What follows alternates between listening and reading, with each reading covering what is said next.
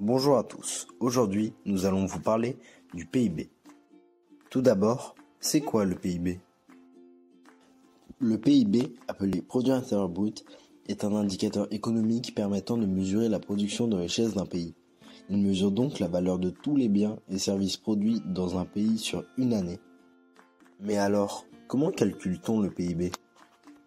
Pour trouver le PIB d'un pays, il faut additionner les sommes des valeurs ajoutées, la TVA et les droits et taxes sur les importations.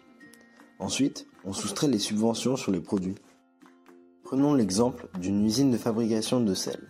Pour produire et vendre 1500 € de sel, cette usine aura besoin de 900 € de minerai de sel et 150 € d'électricité. La richesse créée chaque jour par cette entreprise sera donc 1500 € moins 900 € moins 150 €, ce qui nous fait un total de 450 €. 450 € correspond à la richesse créée par cette usine chaque jour. Si l'on additionne toutes les richesses créées au cours d'une année par l'ensemble des agents économiques résidant sur un territoire, on obtient le PIB. Quelle est la différence entre le PNB et le PIB? Contrairement au produit intérieur brut qui lui mesure la richesse produite par l'ensemble des opérateurs et personnes résidant sur un territoire précis, le PNB est calculé en fonction des ressortissants d'un pays, indépendamment de leur lieu de résidence.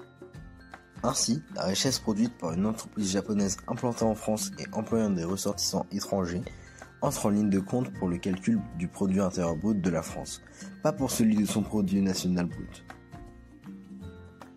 En sens inverse, une entreprise française installée aux États-Unis et employant des ressortissants français va créer de la richesse qui sera comptabilisée dans le calcul du PNB français. Nous allons maintenant vous parler des limites du PIB. Le calcul du PIB s'appuie sur la comptabilité nationale, donc ce qui est déclaré à l'État. De ce fait, il ne prend pas en compte le travail non rémunéré, c'est-à-dire celui que l'on fait pour soi-même, par exemple le travail domestique, le bénévolat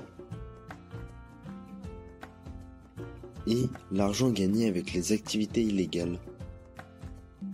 Le PIB ne peut pas à lui seul mesurer la qualité de vie et le bien-être des habitants. Il existe ainsi d'autres indicateurs comme l'IDH ou indicateur de développement humain pour compléter le PIB. Merci d'avoir regardé cette vidéo et nous espérons que vous en avez appris plus sur le PIB.